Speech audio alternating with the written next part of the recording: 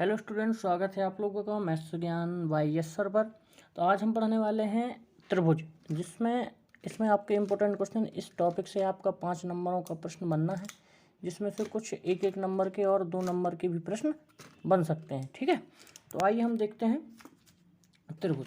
पहले त्रिभुज के बारे में हम बेसिक नॉलेज लेकर चलते हैं, जिससे कि हमको एक इम्पोर्टेंट प्रश्न पढ़ने में आसानी होगी। ठीक है, अब आपको एक चीज़ पता होगा कि सर त्रिभुज तीन रेखाओं से मिलकर बनने वाली एक आकृति को हम क्या कहते हैं? त्रिभुज। त्रिभुज के तीनों कोणों का मान कितना होता है? आंतरिक कोणों का मान 180 अंश होता है। ठीक है, अगर मान लीजिए 170 है, इस 60 है, तो ये कितना हो जाएगा आपका? ये भी कितना हो जाएगा आपका? ये 60 70 ये कितना हो जाएगा आपका? 50 हो जाएगा। ठीक है, तो त्रिभुज के आंतरिक कोणों का मान 180 अंश होता है। अब बाह्य कोण, तो हमने एक चीज़ अभी इससे पहले आपने और हमने पढ़ी है कोण और रेखाओं में कि अगर कोई एक इस रेखा को सीधा बढ़ा दें, ठीक है, अगर सीधा बढ़ा दें तो ये जो कोण बनता है कितने डिग्री का बनता है? ये बनता है 180 का। तो अगर ये 50 का है तो अभी कितने का हो जाएगा? 130। अब इस वाले कोण को भी अगर अपन ऐसा बनाएं तो ये भी 180 का बनता है। रेखे क्यों बना रहा है? क्योंकि तो ये रेखा पर सीधी जा रही है और इस पर एक क्या कर रहा है? इसको काट रहा है। तो अगर ये 70 है तो इसका मान कितना होगा? 110। और अगर ये 60 है तो इसका मान कितना हो जाएगा? इसका मान हो जाएगा 120। ठीक है, तो अगर आपसे पूछे कि त्रिभुज के तीनों कोणों का मान कितना होता है? 180 होता है। और अगर पूछे कि बाह्य कोणों का मान क्या होता है? बाह्य कोणों का मान क्या होता है? तो आप कहोगे 360। तो बाह्य कोण क्या कहलाते हैं? बाह्य कोण ये बाहर वाले 130, 110 और 120 को ऐड करेंगे तो क्या हो जाएगा आपका? 360 हो जाएगा। ठीक है, अगर आप ये चीज़ आपको समझ में आ गई। अब देखिए, अब ये क्या कहते हैं कि आंतरिक दो कोणों का योग तीसरे कोण के बाह्य कोण के बराबर होता है। अगर आपको बाह्य कोण निकालना है तो 70 और 50 को जोड़ेंगे तो कितना आएगा? 120। मतलब इन दोनों कोणों का योग इसके बाह्य कोण के क्या होगा? बराबर होगा। अगर आप इन दोनों कोणों को देखेंगे तो इस कोण के बराबर होगा। तो 60 और 70 जोड़ेंगे तो कितना हो जाएगा? 130। मतलब दो विपरीत कोणों का योग कोण के बाह्य कोण के बराबर होता है। ये देखिए, ये दोनों कोण जोड़ेंगे तो कितना हो रहा है? 130। तो इस वाले तीसरे कोण के बाह्य कोण के बराबर होगा। बात समझ में आ रही है? ठीक है, देखते हैं आगे। अब त्रिभुज का एक नियम और है। अब त्रिभुज कब कहलाएगा? त्रिभुज का नियम होता है, एक चीज तो ये पता है कि सबसे बड़े कोण की सामने वाली भुजा क्या कहलाएगी? बड़ी कहलाएगी। जैसे इधर सबसे बड़ा कोण क्या है तो इधर कहेंगे आप 70 है। क्या है? 70। तो इसके सामने वाली भुजा सबसे बड़ी होगी। मान लीजिए अगर ये 6 सेंटीमीटर है, ठीक है, और अब 60 है तो 60 के सामने वाली भुजा, अब देखिए 60 तो 70 से कम है, तो अगर ये 6 सेंटीमीटर तो कितनी होगी? 5 सेंटीमीटर होगी। होगी नहीं होगी? अगर ये 50 है तो 60 से कम ही होगी, तो इसकी कितनी होगी? 4 सेंटीमीटर होगी। ठीक है, ये हमने मान लिया। अब इसमें एक चीज़ और आती है कि अगर मान लीजिए आपकी ये 5 सेंटीमीटर है, ये 6 सेंटीमीटर है और ये 4 सेंटीमीटर है, तो ये कहते हैं कि दो भुजाओं का, अब त्रिभुज की कुछ कसौटियाँ होती हैं, उनको याद रखना। ठीक है, तो दो भुजाओं का योग तीसरी भुजा से क्या होना चाहिए? बड़ा होना चाहिए। तो अगर 4 + 5 करेंगे तो इसका मान किससे बड़ा होना चाहिए? 4 + 5 करेंगे तो इससे बड़ा होना चाहिए। तो ये तो है। अगर इनको जोड़ोगे तो 9 हो जाएगा, तो 6 से तो बड़ा है। अगर आप 5 और 6 को जोड़ो तो इससे बड़ा होना चाहिए, तो ये भी है नहीं है? तो अगर आप इन दोनों को जोड़ोगे तो कितना हो जाएगा? 11। और किससे बड़ा है? 6 से बड़ा है। तो कहने का मतलब ये है कि वही त्रिभुज माना जाएगा, उसी त्रिभुज की हम गणना कर सकते हैं, क्योंकि ये त्रिभुज के नियम में आता है कि दो भुजाओं का योग तीसरी भुजा से बड़ा होना चाहिए। बात समझ में आई? ठीक है, तो ये कुछ बेसिक चीज़ें थी, आपको मैंने सोचा इनको बता दूं पहले। अब हम आते हैं प्रश्नों में, तो इनको मैंने प्रश्नों में भी कवर किया है। तो एक एक नंबर के प्रश्न और कुछ दो दो नंबर के प्रश्न, तीन तीन नंबर के प्रश्नों में भी आपकी डेफिनेशन आएंगी, तो वो मैंने आगे आपको समझा रखी। देखिए, इन्होंने कहा है एक समबाहु त्रिभुज का प्रत्येक कोण क्या होता है? समबाहु त्रिभुज मतलब जिसके तीनों कोण क्या हों? बराबर हों। तीनों कोण बराबर होंगे तो हमने ये भी पढ़ा कि जिस कोण का मान ज़्यादा उसके सामने वाली भुजा बड़ी होती है। तो अगर ये तीनों कोण बराबर हैं तो इनके सामने वाली तीनों भुजाएं भी क्या होंगी? बराबर होंगी। तो इनका कितना हो जाएगा? 60। प्रत्येक का कितना होगा? 60। एक समबाहु त्रिभुज का प्रत्येक कोण होगा 60, क्योंकि 3 कोण बनेंगे तो त्रिभुज के तीनों कोणों का मान 180 अंश होना चाहिए। तो प्रत्येक कोण का मान कितना हो जाएगा? 60 हो जाएगा। किसी त्रिभुज के तीनों कोणों का मान कितना होगा? अभी मैंने बताया कितना होगा, 180। कितना होगा? 180 हो जाएगा। त्रिभुज के किसी त्रिभुज के बाह्य कोणों के योग, अभी मैंने आपको बताया कि कितना होगा, 360, समझा भी दिया है। किसी त्रिभुज की मध्यिका के संगमन बिंदु को क्या कहते हैं? अब मध्यिका समझ लीजिए, अगर ये एक त्रिभुज है, ठीक है, अगर ये त्रिभुज है तो इस शीर्ष से इधर पर इसमें लंब डाला जाता है, इस शीर्ष से इस पर लंब डाला जाता है, और इस शीर्ष पर ये लंब डाला, मतलब इसे आप मध्यिका कहेंगे, ठीक है, क्योंकि ये मध्य में काट रहा है। तो ये जो ये इस संगमन बिंदु जहाँ पर ये मिल रही है, ये क्या कहलाता है? तो आप कहेंगे सर ये क्या कहलाता है? ये कहलाता है केंद्रक। क्या कहलाता है? केंद्रक कहलाता है, ठीक है। आपसे ऐसा ही प्रश्न पूछा जा सकता है कि किसी त्रिभुज की मध्यिकाएं जहाँ पर मिलती हैं उस बिंदु को क्या कहते हैं? तो केंद्रक कहते हैं। यदि किसी त्रिभुज की तीनों मध्यिकाएं बराबर हैं तो वह कौन सा त्रिभुज होगा? तो आप कहेंगे समबाहु त्रिभुज। कौन सा होगा? समबाहु त्रिभुज, ठीक है। क्योंकि क्यों होगा सर? क्योंकि आप ये बताइए, अब ये मध्यिका जब जाएगी इधर से इसको काटेगी तो बराबर दो भागों में बांटेगी, काटेगी, इधर भी दो भागों में काटेगी, इधर भी दो भाग, जब बराबर दो भागों में तब कब काटेगी सबको, और सब बराबर कब होंगे? जब इन तीनों भुजा क्या होंगी? बराबर होंगी, ठीक है। आई होप आप समझ पा रहे होंगे। तो चैनल को शेयर, सब्सक्राइब और लाइक जरूर करें, जिससे कि मेरा हौसला बढ़ेगा और मैं आपके लिए और अच्छे शानदार तरीके से वीडियो को लेकर आऊँगा। आप जब आपके 9th के पेपर हो जाएंगे तो क्लास 10th का पूरा चैप्टर वाइज चैप्टर, मतलब एक्सरसाइज 1, प्रश्नावली 1.1, 1.2 आपको सब इसी चैनल पर मिलेंगे, ठीक है। अगर आप कोचिंग नहीं भी जा पा रहे हैं, अगर आप कोचिंग आप कि गांव आसपास नहीं है, तो आप घर में बैठकर भी 10th की मैथ कवर कर सकते हैं। उसमें मैं आपको साइंस भी पढ़ाने वाला हूँ ऑनलाइन ही, ठीक है। तो इस चैनल को आप सब्सक्राइब कर लीजिए, और बाजू में एक घंटी लगी होगी सब्सक्राइब की, तो उसको आप ऑन कर लेना, तो जैसे ही मैं वीडियो अपलोड करूँगा तो आपके लिए नोटिफिकेशन आ जाएगा। आइए नेक्स्ट प्रश्न देखते हैं। समान आकार एवं समान आकृति, समान आकार एवं समान आकृति की वाली आकृतियाँ क्या कहलाती हैं? तो क्या कहलाती हैं? सर्वांग सम क्या कहलाती हैं? सर्वांग सम कहलाती हैं, ठीक है। किसी त्रिभुज की दो बराबर भुजाओं के सम्मुख कोण कहलाते हैं। किसी त्रिभुज के दो बराबर भुजाओं के सम्मुख कोण क्या कहलाते हैं? बराबर कहलाते हैं। बराबर होते हैं या आप लिख सकते हैं कि समान होते हैं। अब इसको भी समझ लीजिए, इसका मतलब क्या हो जाएगा कि अगर मान लीजिए कि एक त्रिभुज है, ठीक है, इस समद्विबाहु त्रिभुज में ज़्यादातर होता है। अगर ए भी 6 सेंटीमीटर है, ए भी 6 सेंटीमीटर है, ठीक है, 6 सेंटीमीटर, अगर मान लीजिए 8 सेंटीमीटर है, अगर ए वाला कोण, क्योंकि दोनों 6 सेंटीमीटर है, अगर मान लीजिए कि ए कोण अगर 80 डिग्री का है तो ए भी कितने का होगा? 80 का। बात समझ में आ रही है? बात समझ पा रहे हैं आप? सॉरी, क्यों नहीं कर सकते? क्योंकि इधर अपन क्या ले लेंगे? 4 सेंटीमीटर ले लो, ठीक है। अगर ये 80 है तो ये भी 80 का होगा। क्यों? क्योंकि दोनों, अगर ये दोनों भुजाएं समान हैं तो इन पर बनने वाले कोण भी क्या होंगे? बराबर होंगे। तो हमने क्या पढ़ा था कि तीनों कोणों का मान कितना होता है? 180, तो 80 दूनी 160, तो इसका मान कितना हो जाएगा? 20 हो जाएगा, ठीक है। बात समझ में आई? तो हमने क्या पढ़ा था कि जिस जो बड़ी भुजा होगी उसके सामने वाला कोण क्या होगा? बड़ा होगा। तो जैसे 6 सेंटीमीटर, तो उसके सामने इसका क्या हो? 6, इसका भी क्या हो जाएगा? 6। 20 छोटा कोण है तो इसके सामने वाली भुजा भी क्या हो जाएगी? छोटी हो जाएगी, ठीक है। बात समझ पा रहे हैं? अगर कोई भी दिक्कत हो तो आप वीडियो को थोड़ा पॉज करके समझ सकते हैं, और अगर आपको लगता है कि सर स्लो पढ़ाना है तो थोड़ा स्पीड आप बढ़ा सकते हैं, ठीक है। नॉर्मल से 1.25 भी कर सकते हैं। इसमें लिखा है कि समान भुजाओं वाले दो वर्ग, समान भुजाओं वाले दो वर्ग होंगे, क्या होंगे? समरूप होंगे, सर्वांग सम होंगे, समान होंगे या बराबर? तो क्या होंगे? क्या होंगे?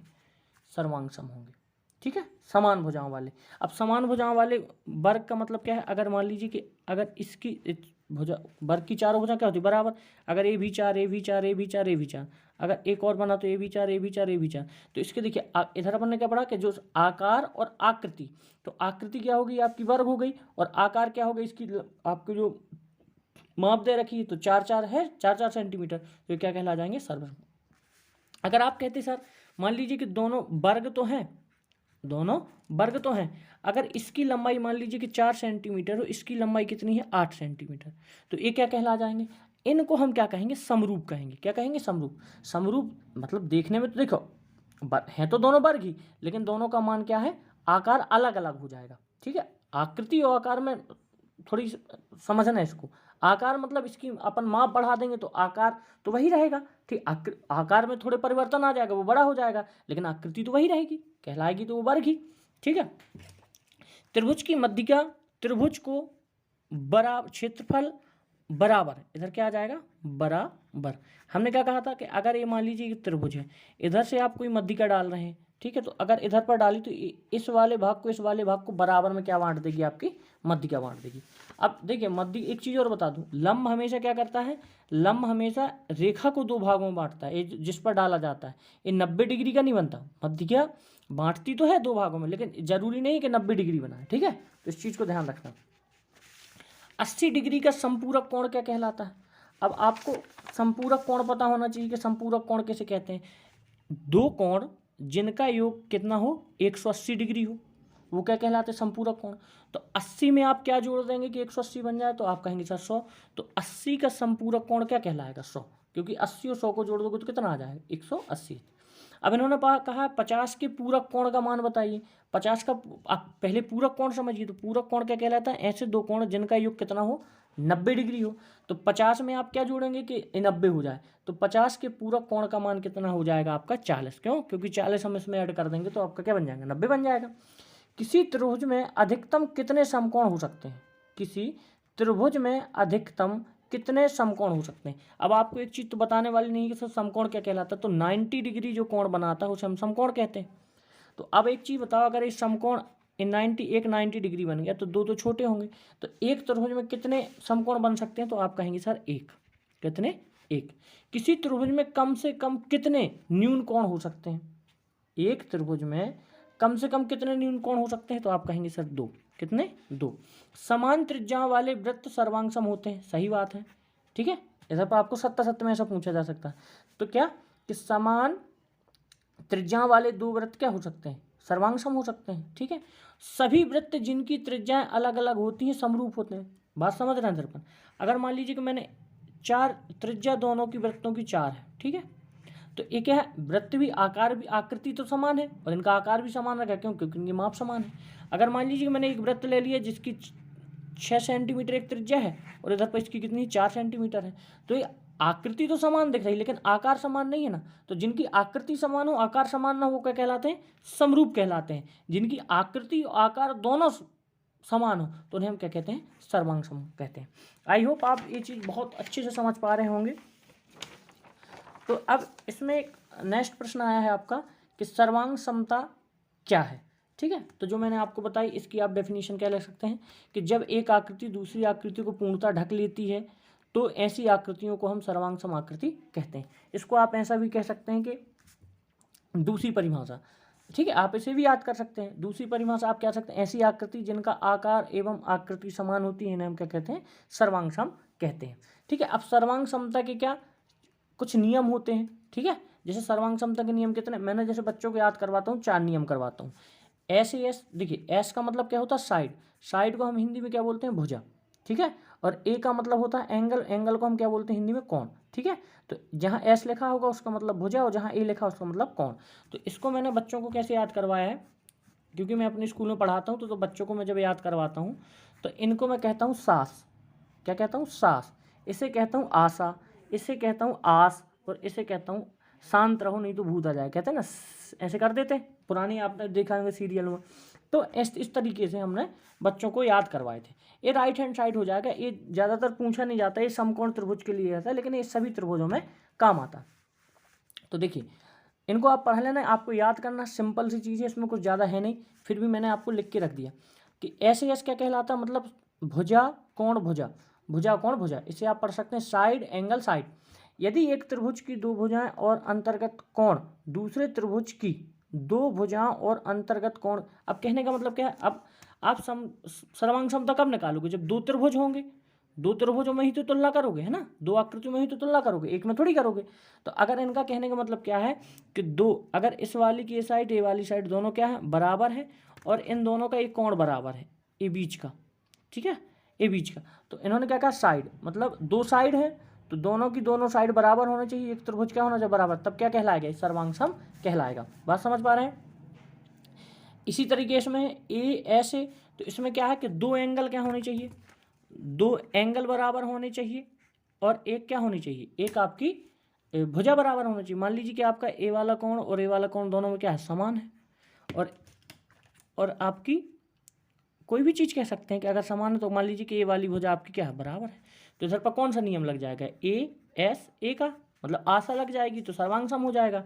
इधर पर सास आ जाएगी, ठीक है, सास का मतलब आप मतलब वो वाली सास नहीं, ये हमने समझने के लिए लिखा है, ठीक है बेटा, नहीं तो आप लोग पुराने ख्यालों में खो जाओ कि सास, अभी इस सब का आपका टाइम नहीं है, तो अपन को पढ़ना है, ठीक है। तो आस, नेक्स्ट क्वेश्चन क्या हो जाएगा, आस। आस की अब कोण कोण भुजा, यदि एक त्रिभुज के दो कोण और एक भुजा त्रिभुज के दो कोणों और संगत भुजा के बराबर हो तो दोनों को हम क्या कहते हैं, सर्वांग सम। इसमें भी क्या है, इसमें भी आपका क्या होना चाहिए, दोनों कोण, अब ठीक है, दोनों कोण क्या होना चाहिए, बराबर होना चाहिए। ये दोनों कोण बराबर हो गए, ठीक है। तो इसके सामने वाली, अभी कोण तो बराबर नहीं है, तो इसके सामने वाली भुजा क्या होनी चाहिए, बराबर होनी चाहिए, इसके सामने वाली भुजा, ठीक है। ये दोनों कोण बराबर होंगे तो इसके सामने वाली भुजा बराबर हो जाए।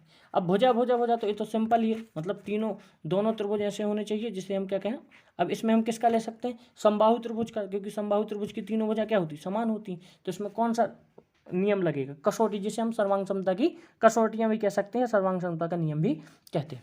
अब दूसरा है राइट हैंड साइड, ये आपका आप जब पाइथागोरस प्रमेय करेंगे तो उसमें समझ में आएगा। और बाकी इसको मैं अभी एक बार, अब इसमें क्या होगा, एक इसमें लगेगा, ये लगेगा जब आपका समकोण त्रिभुज हो। तो समकोण त्रिभुज अगर दो त्रिभुज बने हैं तो ये 90 डिग्री के कोण दोनों तो बराबर होना चाहिए, और क्या होना चाहिए, इसे कर्ण कहते हैं, तो कर्ण बराबर होना चाहिए, और कोई एक भुजा क्या होनी चाहिए, आपकी बराबर होनी चाहिए। बात समझ में आ गया। तो इन नियमों को आप पढ़ सकते हैं और आप इनको याद करके जाइए, बहुत महत्वपूर्ण प्रश्न है। इन्हीं इससे आपका 3 नंबर का प्रश्न बन जाएगा, इसमें आप इसको याद ही कर लेना, क्योंकि इससे ज़्यादा ऐसा कुछ पेपर बनना नहीं है, बिल्कुल सिंपल सा पेपर आता है ना। अब देखिए वही चीज़ जो मैं आपको समझा चुका हूँ, वही चीज़ें लिखी हैं कि किसी त्रिभुज में लंबी या बड़ी भुजा का सम्मुख कोण बड़ा होता है। मैंने बताया कि जो इधर मैंने आपको बताया था कि जो भुजा बड़ी होगी उसके सामने वाला कोण क्या होगा, जो भुजा बड़ी होगी उसके सामने वाला कोण भी क्या होगा, बड़ा होगा। एक कोण बड़ा है तो उसके सामने वाली भुजा भी क्या होगी, बड़ी होगी। वही चीज़ इधर पर मैंने लिख दी है।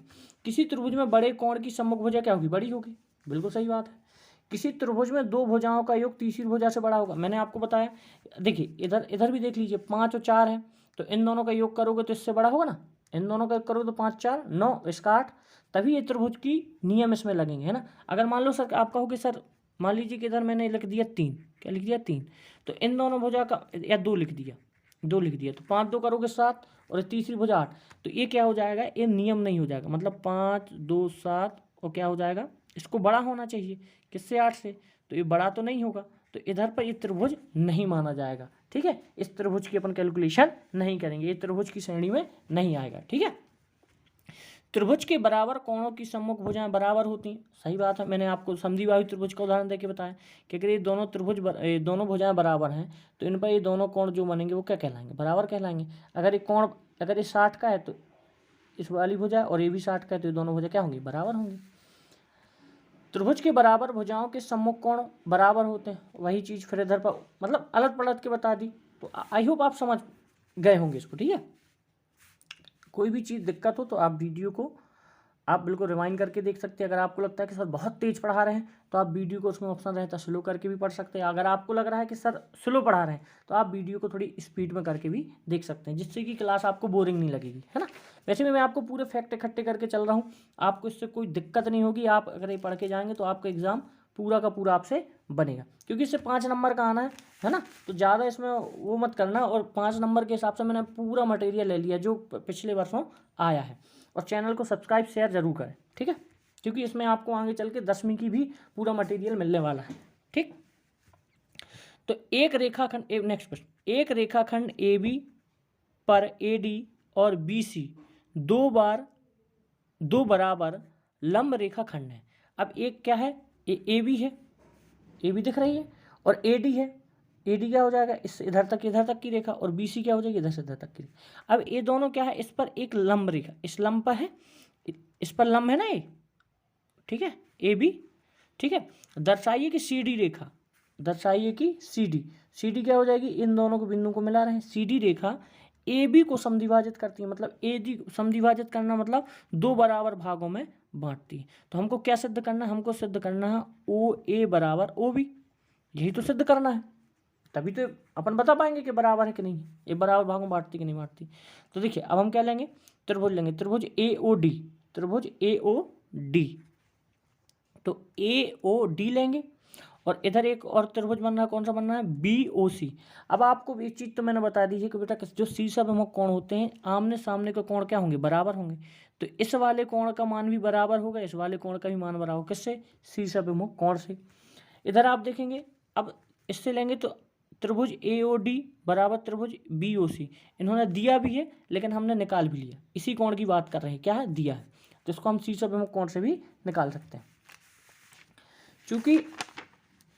चूंकि AB तथा CD बिंदु O पर प्रतिच्छेद करते हैं, चूंकि AB, ठीक है, CD बिंदु कहाँ पर एक दूसरे को काट रहे हैं, O पर काट रहे हैं, तो शीर्षाभिमुख कोण से। तो इधर क्या आ जाएगा, कोण DAO, कोण DAO। आप देख पा रहे होंगे कोण DAO मतलब DA कोण, ठीक है, A, क्योंकि बीच वाला कोण की ही बात करते हैं जो बीच में लिखा होता है। और कोण CBO दोनों क्या है, 90 डिग्री, ये हमको दिख रहे हैं, दिया ही गया है हमको प्रश्न में, ठीक है, क्योंकि ये लंब रेखा पर है, ठीक है। इधर क्या हो जाएगा, AD बराबर BC, AD बराबर BC, ये भी दिया गया है हमको।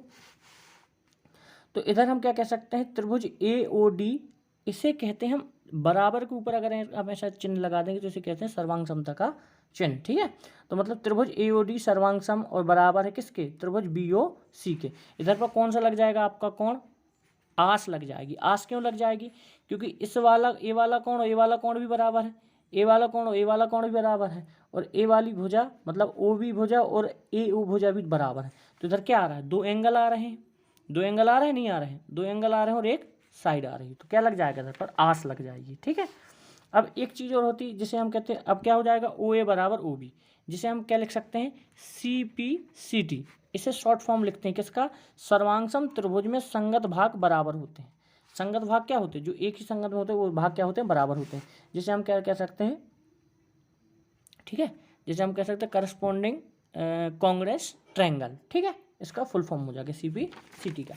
नेक्स्ट प्रश्न देखेंगे, एक प्रश्न बहुत महत्वपूर्ण है, इनको छोड़कर मत जाना, ये आए हुए प्रश्न है। दर्शाइए कि समबाहु त्रिभुज का प्रत्येक कोण 60 डिग्री का होता है। ये तो हमको पता है लेकिन अपन को क्या सिद्ध करना है। तो ये हमने बना लिया त्रिभुज जिसकी तीनों भुजाएं क्या बराबर होंगी। माना कि ये त्रिभुज ABC एक समबाहु त्रिभुज इस प्रकार है कि, अब हमको मान के तो चलना पड़ेगा क्योंकि वही सिद्ध करना है। तो AB बराबर है BC के, बराबर है C के, मतलब तीनों भुजाएं एक दूसरे के बराबर होंगी। तो जैसे में हम ये भी कह सकते हैं कि भाई अगर ये तीनों बराबर है तो AB बराबर हो जाएगा AC के। अब ऐसे बराबर का कहने का मतलब पता है क्या होता है, अगर मान लीजिए कि मैंने लिखा राम बराबर है श्याम के और श्याम बराबर है श्री के, ठीक है, तो हम ये भी लिख सकते हैं कि राम श्री के भी बराबर है, श्याम श्री के भी बराबर है। बात समझ में आई, कोई दिक्कत, और श्याम राम के बराबर, तो आपस में इनको कहीं भी आप बदल सकते हैं, ठीक है। तो ये आपका जब AB बराबर AC हो जाएगा, तो इधर जब आप, अब हमने एक चीज़ और पढ़ी थी कि दो बराबर बराबर भुजाओं के बनने वाले कोण भी क्या होते हैं, बराबर होते हैं। तो मान लीजिए कि AB बराबर AC है, तो AB बराबर AC, तो इधर पर जो दोनों कोण बनेंगे क्या होंगे, जो भी कोण बनेगा वो क्या होंगे, ये दोनों बराबर होंगे, होंगे या नहीं होंगे। तो इसे हम क्या कह सकते हैं, समान भुजाओं के सम्मुख कोण समान होते हैं, ठीक है, बात समझ में आ गई। इसी प्रकार हमने दूसरी भुजा ले ली, क्या क्या ले ली, CB बराबर CA ले ली, CB बराबर CA ले ली। तो इधर से हमको कौन सा कोण मिल गया, इधर से हमको कोण B बराबर कोण A, क्यों, क्योंकि CB और क्या हो जाएगा CB और इधर हो जाएगा CA। तो अब ये जो कोण A रहेगा यही कोण तो A बनेगा, क्योंकि दो समान भुजाओं के बनने वाले कोण क्या होंगे, समान होंगे। ये भी क्या हो जाएगा, समान हो जाएगा, सम्मुख कोण क्या होंगे, समान होते हैं। समीकरण 1 व 2 से लिया हमने, हमको ये चीज़ पता है सर। अब देखिए इधर इसके बराबर है, ए इसके बराबर है, तो किसी एक की जगह कुछ भी रख दीजिए। कुछ भी रखने का मतलब ये है कि B बराबर है AC के, अब बराबर B के बराबर C है, तो हमने क्या लिख दिया, ए कोण A बराबर कोण B बराबर कोण C। और हमको एक चीज़ पता है कि त्रिभुज कोई भी त्रिभुज है जिसके तीनों कोणों का मान कितना होता है, 180। तो कोण AB, कोण A, कोण B, कोण C का मान कितना हो जाएगा, 180। और हमको एक चीज़ पता है सर कि कोण जो B है, कोण B के बराबर A है, तो हमने कोण B के बराबर A रख दिया। कोण C के बराबर भी होगा क्योंकि हमने ये तीनों लिखे तो हैं, तो इधर भी हमने क्या रख दिए। अब तीनों को जोड़ दोगे तो कितना आ जाएगा, 3A, तो अब जब इसका आप इधर डिवाइड करोगे, भाग करोगे, तो कोण ए का मान कितना आ जाएगा, 60 आ जाएगा। और हमको पता है जब ये तीनों कोण बराबर हैं तो ये भी 60 का हो जाएगा, ये भी 60 का और ये भी 60 का। तो हम कह सकते हैं कोण ए बराबर कोण बी बराबर कोण सी बराबर 60 डिग्री। तो यही तो होता है समबाहु त्रिभुज, जिसके तीनों कोणों का मान कितना होता है, 60 डिग्री होता है। ठीक है, नेक्स्ट प्रश्न देखेंगे आप। एबीसी एक समकोण त्रिभुज है जिसमें कोण ए 90 डिग्री और ए बी बराबर ए सी है, तो कोण बी और कोण सी ज्ञात कीजिए। तो सिंपल सा कुछ नहीं करना, हमको इन्होंने दे के रखा है कि कोण ए का मान कितना है, 90 डिग्री है, और इन्होंने ही दे के रखा कि ए बी, जो ए बी है ए, और इन्होंने कहा ए सी, इन दोनों का मान क्या है, बराबर है। तो जब हमने एक चीज़ पढ़ी है ना बेटा कि जब ये दो भुजाएं बराबर होती हैं तो इन पर बनने वाले कोण भी क्या होते हैं, बराबर होंगे। अब एक चीज़ ये बताइए, 90 तो हो गया पहले से क्योंकि वो तो समकोण दिया गया है, तो अब बचा कितना, क्योंकि एक त्रिभुज के तीनों कोणों का मान 180 होता है, तो 90 तो ये अकेला हो गया। और अब ये दोनों कोण क्या होंगे, बराबर होंगे। तो बराबर होंगे मतलब इनको 90 में बांटना है, तो ये भी 45 का होगा और वो भी कितना का होगा, 45 का होगा। देखिए इतने शानदार तरीके से, और आपको रिकॉर्डेड फॉर्म में आप इसको कई बार भी देख सकते हैं। ठीक है, तो आपको एक कन्फ्यूजन दूर करने वाला बहुत महत्वपूर्ण प्रश्न आपको करवा दूंगा। आप जब पेपर में बैठेंगे तो आपको इनमें से ज़्यादा मतलब 90% प्रश्न आपको यही दिखेंगे। ठीक है, 100% इसलिए नहीं कह सकते क्योंकि 100% किसी भी चीज़ की गारंटी नहीं दी जा सकती। दिया है कोण ए बराबर 90 डिग्री, ए बी बराबर ए सी, तो अब एक कोण हमने बताया ना, कोण बी बराबर कोण सी क्या होंगे, दोनों बराबर होंगे, मतलब 45-45 हो जाएंगे। तो एक किससे आ जाएगा, समान भुजाओं के सम्मुख कोण क्या होते हैं, समान होते हैं। ठीक है, अब दिया गया है, हमको दिया गया कोण ए बी प्लस कोण ए प्लस कोण बी कोण बी, इन तीनों का मान कितना होगा, 180, और ए का मान तो हमको 90 दिया गया था। अब इधर हमने देख लिया, क्या देख लिया, ए बी तो दोनों बराबर हैं, तो बी सी की मान भी हमने क्या रख दिया, बी का, तो इधर 2 बी हो जाएंगे। क्यों, क्योंकि ये दोनों तो बराबर है ना, दोनों को कुछ भी रख सकते हैं, बी की जगह सी रख सकते हैं या सी की जगह बी रख सकते हैं। तो इधर क्या हो जाएगा, 90 डिग्री इधर जाएगा तो घट जाएगा, और ये दोनों जुड़ जाएंगे तो कितने बन जाएगा, 2b, और 90 इससे घटेगा तो 90 बनेगा, और इसका 2 से क्या कर देंगे, डिवाइड कर देंगे, तो इधर कितना बन जाएगा, कोण बी बराबर 45 डिग्री। जब कोण बी बराबर कोण सी है तो कोण बी का मान 45, तो कोण सी का भी मान क्या हो जाएगा, 45। इति सिद्धम। बस आपके 2 प्रश्न और बचे हैं, ये आपका चैप्टर फिनिश। ठीक है, इंपॉर्टेंट प्रश्न आपके कंप्लीट हो जाएंगे। एबीसी एक समद्विबाहु त्रिभुज है जिसमें ए बी बराबर ए सी है और ए पी लंब है किस पर, बी सी पर, ए पी लंब है किस पर, बी सी पर। तो खींचकर दर्शाइए कि कोण बी बराबर कोण सी। हमको ये बताना है, ये सिद्ध करना है कि ये जो कोण बी है और कोण सी है दोनों क्या बराबर हैं। तो हमको एक चीज़ तो पता है कि सर हमने लंब पढ़ा था कि लंब जब करता है तो त्रिभुज को 2 बराबर 2 भागों में बांटता है। तो अगर ये नीचे नंबर आया तो ये भुजा इसको भी क्या बराबर बांटेगा। ठीक है, तो अब आप इसको क्या कर सकते हैं, 90 डिग्री तो इधर भी क्या बनेगा, ये 90 डिग्री बनेगा। ठीक है, तो अब त्रिभुज ए बी पी और त्रिभुज ए सी पी। ठीक है, तो इधर क्या आ जाएगा, ए बी बराबर ए सी, दोनों में वही निष्ठ है और दिया भी गया है हमको। ठीक है, ये दिया गया है। और इधर क्या आ जाएगा, ए पी बराबर ए पी। अब उभयनिष्ठ का मतलब क्या कर रहा है, जो दोनों में कॉमन। अगर आप इस त्रिभुज को ऐसा अलग अलग बनाएंगे इसी त्रिभुज को, तो दोनों में क्या आ जाएगा, इधर भी ए आएगा, इधर भी पी आएगा, इधर भी ए आएगा, इधर भी पी आएगा, इधर बी आ जाएगा, इधर सी आ जाएगा। तो ये दोनों में उभयनिष्ठ है कि नहीं है, मतलब दोनों में कॉमन है कि नहीं है। ठीक है, तो इधर हमको ये भी पता है कि कोण ए पी बी, मतलब जो पी है और दोनों में क्या है, 90 डिग्री है। इधर भी 90 डिग्री, इधर क्योंकि जो लंब पड़ता है वो 90 डिग्री बनाएगा। और मैंने एक चीज़ बताई कि जो रेखे के उम्र होता है, अगर इसको आप देखेंगे तो 180 होता है, तो अगर ये 90 है तो ये भी कितना होगा, 90 होगा।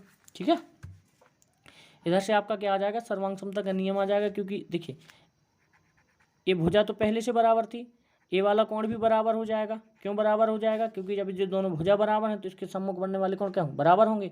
और ये कोण 90 डिग्री तो था ना, तो इधर क्या लग जाएगा, अब सॉरी ASA लग जाएगा, ASA मतलब एंगल साइड एंगल। इधर पर आप सीधा ये भी कह सकते हैं कि राइट हैंड साइड सर्वांग समता का नियम लग जाएगा। क्यों, क्योंकि दोनों की कर्ण तो बराबर है, दोनों कर्ण बराबर है ना, इसके लिए कर्ण हो जाएगा, इसके लिए कर्ण होगा, 90 डिग्री तो है ही, और एक कोण और क्या होना चाहिए, बराबर होना चाहिए इसके लिए। ठीक है, तो ये आपका क्या हो जाएगा, सिद्ध हो जाएगा।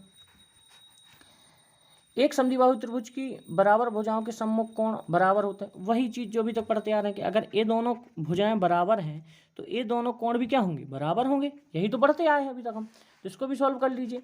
तो दिया है त्रिभुज ABC में ए बी बराबर AC आपको दिया गया है, और हमको ज्ञात क्या करना है, इन दोनों कोण को ही तो निकालना है।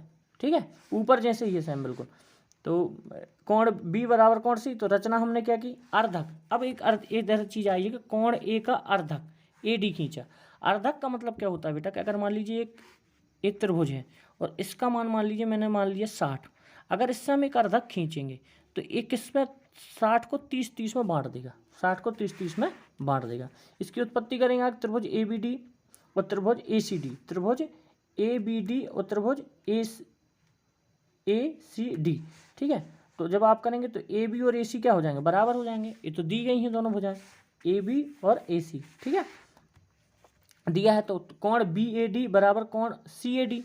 अब क्योंकि ये अर्धक बन गया, ये अर्धक बन गया ना, अगर मान लीजिए 60 का था तो दोनों 30-30 के हो गए, आ जाएगा उभयनिष्ठ, ठीक है, इधर से आ जाएगा। ए डी दोनों में उभयनिष्ठ है, दोनों में उभयनिष्ठ है, जैसे इधर बताया था मैंने अलग अलग करके। बात समझ पा रहे हैं, नहीं समझ पा रहे हैं? अगर नहीं आ रही समझ में तो आराम से वीडियो को देखना और लिखना। और इधर से आपका क्या बन जाएगा, ये दोनों क्या हो जाएंगे, दोनों त्रिभुज क्या हो जाएंगे, सर्वांग सम हो जाएंगे। क्यों, ऐसे ऐसे, क्योंकि दो भुजाएं क्या हो जाएंगी इसकी बराबर, एक ए वाली भुजा बराबर हो जाएगी, ये दोनों में तो उभयनिष्ठ है ही, और एक कोण बन जाएगा। तो क्या हो जाएगा, एस ए एस, भुजा कोण भुजा, फिर क्या हो जाएगा, सर्वांग समता। और सी पी सी टी हम बता ही चुके हैं, आपको नोट बताया था, कोण बी बराबर कोण सी। Thank you. इस चैनल को शेयर करें, लाइक करें, सब्सक्राइब करें, जिससे आपको मैं गर्मियों में पूरी 10th की एनसीईआरटी बुक का प्रश्नावली वाइज आपको पढ़ाने वाला हूं। तो आप इससे जुड़ना ना भूलें, और इसमें मैं साइंस के कुछ टॉपिकों को कवर करने वाला हूं। Thank you.